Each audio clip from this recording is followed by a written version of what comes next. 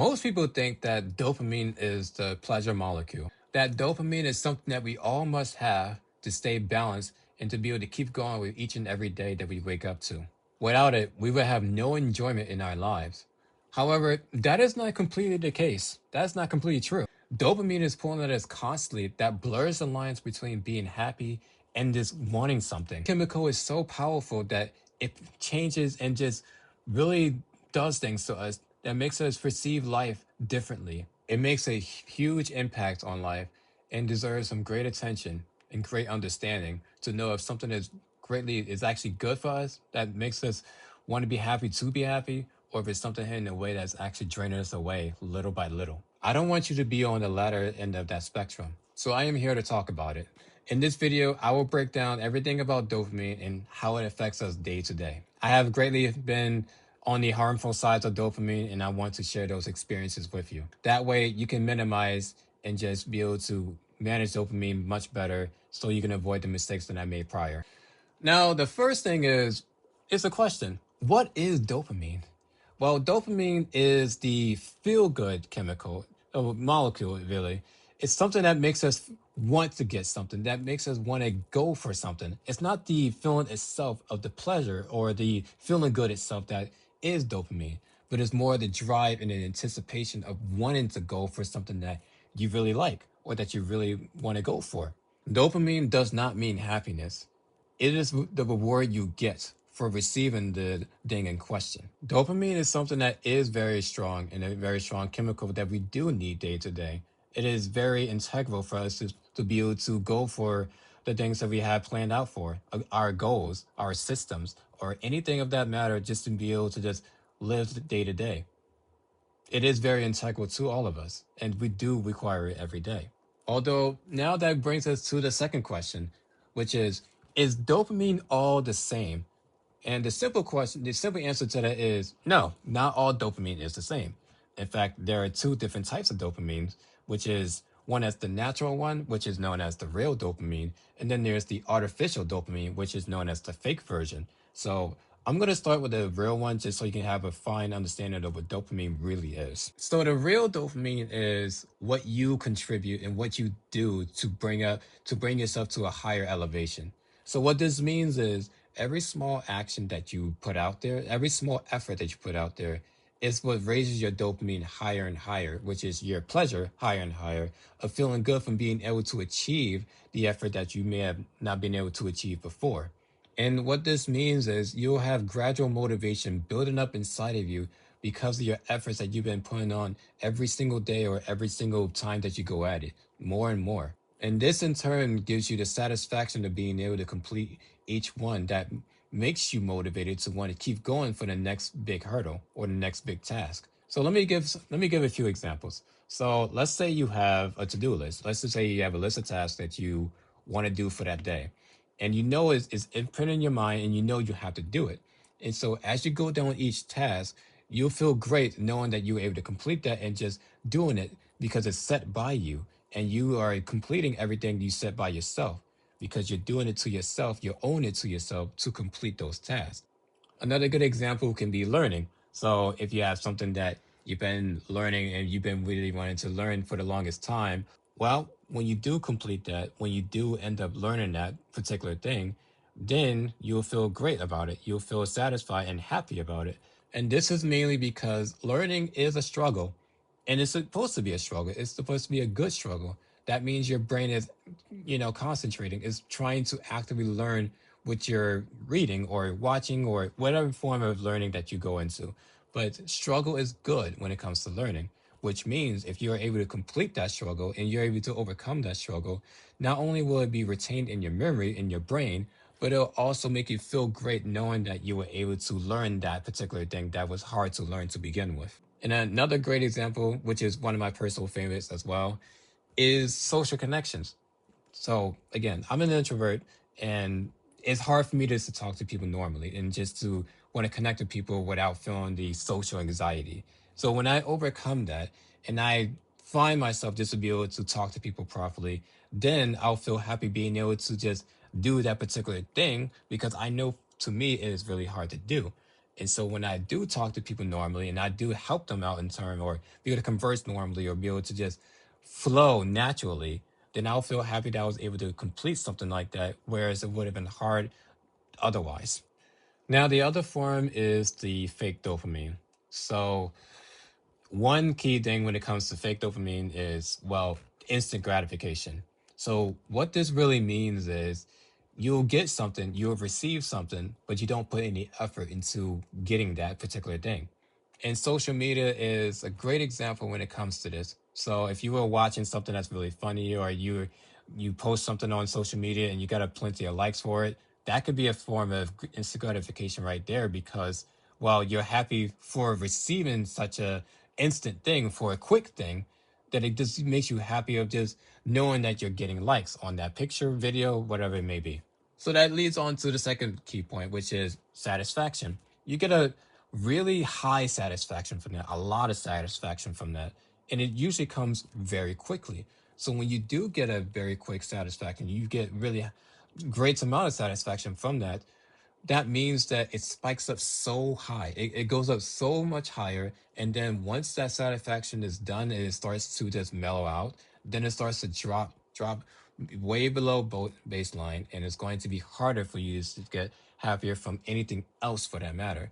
So it has to be the same form of media or a thing that you consume just to make you even more happy. Or it has to be something greater than that, just in order for you just to feel that same level of enjoyment. And this often comes with little to no fulfillment. So if you were to get something or you were to receive something and it does make you happy, depending on the context of things, it's not too bad. However, when it comes to, let's just say, giving like $100,000, just like that, you wouldn't feel the effort of just achieving that $100,000 just because of the fact it's been given to you. But if you were to earn $100,000, then it's going to be a completely different type of feeling because you achieve little hurdles back to back or big hurdles, whichever the case may be, just in order to receive that amount of money. So the two differences, even though it's the same result, but one still weighs more than the other. And of course, the one that you achieve or get yourself is the one that's the real dopamine, while the other one is the fake dopamine because you just receiving it just outright. So just to name some examples when it comes to this, I would say scrolling is one of the biggest factors when it comes to this, just because you can scroll endlessly more and more until you hit that jackpot, which is unfortunate because a jackpot is not really a jackpot. It's just more like what's going to give me that sense of pleasure that I'm looking for as I'm scrolling endlessly. And this can go on for hours, like for a long time without even them even noticing how much time is really going by. And it's truly unfortunate. The second one, well, for a good example, would be junk food. So you may want to go out to eat some fast food, or you may eat a lot of candy, or maybe a lot of chips, or anything like that. I'm a chip guy myself, so I know about the effects of chips. But if you eat a lot of junk food, well, you become what you eat, right? So when you eat a lot of that, yeah, you'll feel great from just eating that. But what is it actually doing to you? And are you actually paying attention to your nutrition just to be able to give yourself that benefit and that satisfaction that you actually deserve? If you're eating just to eat because it just makes you feel good, well, it's going to come back at you, even though you feel great. But the instant gratification of that is going to have consequences. And so it's going to affect your health long term. And you're not going to want to eat anything else because it's treated as healthy, but it doesn't taste the same way. It doesn't taste good. But with these forms of dopamine right here, with the fake ones, it's not bad to enjoy these. It's really not bad at all. But with these, you have to enjoy in really, really great moderation. Because if you consume too much of it, then it's going to consume you. If you're not too careful with it, it's going to master you more than you master it. Your phone is going to know you more than you know yourself. Now, with artificial dopamine, there are a lot of consequences when it comes to this. And this can range from chronic restless, low motivation, brain fog, emotional numbness, or even burnout. And this list can go on even further. But no matter what, though, it all boils down to one thing: overstimulation. This overstimulation is so great and is so impactful to our mental health that it can really just overtake your entire life. It can overtake your actions, your purpose, your goals, and everything. because it takes one action, one small action at that, just to make you go down a trajectory that's not good for you, but it's something that you do because you started it. Now, let me tell you a story about myself, and this is involving video games. I used to love video games ever since I was a child, and I still do love video games. Don't get me wrong. Games are really great. They're really fun to play. But the thing is that they have overtaken my life, and I enjoyed them so much that that was my definition of freedom. If I do something, if I work for something, then I can just enjoy games for the rest of the time, not worrying about anything else, but just simply playing games because it was really fun to do.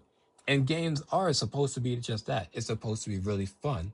However, to some people, like myself, they can be something that can ensnare you. It can be something that can really trap you, and something that can really make you go down a hole that it may be hard to come out of. You can enjoy playing games, but if you don't give yourself a limiter, then you will just keep going down more and more. And I know this is going to displease a lot of people that do like video games. I love video games myself, and it hurts me to do that as well. But I know that as a result, it's going to put me down a spiral that's going to lead me to be hollow. It's not going to make me do anything with it. Now, some people out there may just be able to take a living out of that. They may make a career out of it, which is amazing for them. But for the majority of people like myself, gaming is just simply a hobby. And it's a hobby that can just take away your time if you're not careful with it. So I want to give some solutions that help me that may be able to help you as well. So one solution is to do the hard work first in your day. So when you start your day, whatever you may do in the beginning, it should be after you do your whatever start, you should always want to try to do your hard work first. And the reason why is because your dopamine levels are very low. It's going to start off really low. And when you get into something that's work related or something you need to study, learn, or just to produce in general, you're going to be able to rise that slowly and slowly. So when you do get into that work and you complete it little by little within whatever time period you give yourself, then you'll be able to be more willing to do that type of thing because your dopamine levels are already low to begin with. Now, if you were to, let's just say, do some scrolling on social media before you do your hard work, well, you're going to be less inclined to want to do your work because you had fun or your dopamine levels raised up a lot before you even got to the hard part, which is it's going to be low. It's going to be hard to even be able to maintain your level of focus. You're going to dart. You're going to be restless, and you're going to have a hard time being able to just stay concentrated on what you need to do. So to go along with this first point, I would say to do this next thing, which is creating blocks for consistency. So if you have a certain time frame, and let's just say you only have 4 hours just to do anything with your free time, commit 2 hours of that with the whatever method you have. Commit 2 hours of that to just doing the work you need to do. So if you were to study, then study for like 45 minutes and then take a break for 15 and do that like twice. And that can be considered an hour and a half. So if you want to do that for 3 times, then you can just have, well, basically in 2 hours and 15 minutes. And that could be your study block right there. So yes, it will take like 3 hours total if you were to implement a method like that. But if you stay consistent on having a block like that, then you're more inclined to want to keep going and to just keep yourself motivated to keep yourself going to begin with. Which also leads to this third one as well. They all connect. So that leads to this third one, which is having a system. So systems are underrated, very underrated. People don't pay attention to this. And it's something that's very small. Systems start small, but they end up being really big, of a big impact. So what this means is you should have something for yourself that you do consistently day by day, or you know you have to do regardless of whatever it comes up. So that system can be, let's just say you have to learn 2 hours every day, daily. You have to take a block every day just to learn 2 hours. And that's part of a system. So if you were to do that, then you'll be more inclined to want to do that because you set that up for yourself to be a part of what you need to do every single time. Now, this overpowers goals, but it works with goals, if anything. If you have a goal to want to do something, let's say you wanted to study coding. So if you have a goal of wanting to master Python, well, then you're going to need to just Make sure you're consistent with it. You need to put systems and plans in place on how you're going to manage mastering Python. So it works the very same way.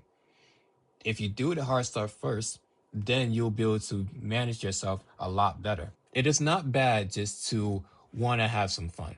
It's not bad just to want to enjoy some scrolling, enjoy watching videos, play some games, or hang out with friends, whichever your form of fun is. It's fine to enjoy that. But with both of them, you should have moderation. Or at the very least, if you want to focus on yourself, then have a little bit of fun just so you can have yourself want to go for your goal or path much more. Because everyone needs a little bit of time, just a little bit of time, just to be able to pursue their own goals. If you take like 1 or 2 hours out of your day just to relax and unwind, then you'll be more likely to want to proceed to the next day of doing your next block of work. The key here is to master yourself and to master what type of enjoyment you consume, not to have it master you. It's fine to consume, but it's not fine just to have it consume you. Your attention is always being grabbed at, but what you do with that attention is what matters the most, because only you can take control of that.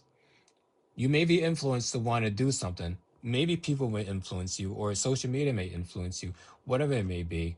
But only you can take that action to know what you can do during that moment. So if you need to plan out your day, plan out your day. If you need to take time just to learn something, or you need to take time just to put it to the side, put plans off, then do just that. But make sure you do it because you need to do it or that you know you can do it. 100% of that is bad for you, but also 100% of just enjoying videos or enjoying fun things in general will just also be bad for you. So take whatever balance is most comfortable for you, and you'll be able to know which one is best. I hope this experience here, from my experiences here, helps you out just to be able to know what you can do for yourself. Because all of my experiences are real and they're all personal, and they develop me and just help me see the things that I haven't been able to see before. So I hope this helps you out. I hope this video was able to help you out greatly. And I hope that I can just see you in the next one. Because I'm going to make more like this where it's more personal and that can really just alleviate to what you can do for yourself. So take care of yourself, stay well, and I hope the best for you. Stay cool.